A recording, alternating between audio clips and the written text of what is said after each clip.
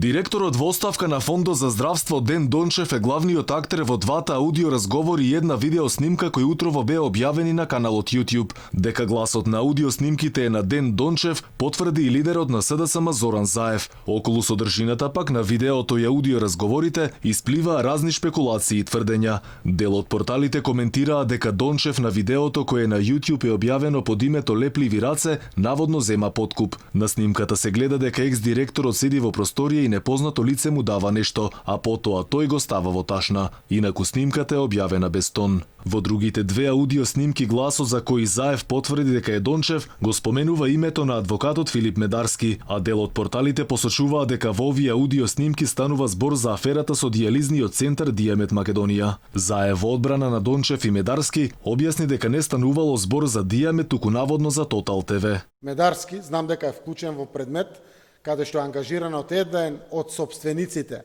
на Тотал ТВ за тој предмет. Полицијата е вклучена на барање на еден од собствениците од другата страна за тој проект во основна пријава. И да, се сеќавам дали тоа требало полицијата да работи или не. Нормално дека треба да постапува. Сепак екс-премиерот немаше објаснување за каква полициска акција станува збор во снимката која се споменува од страна на Ден Дончев.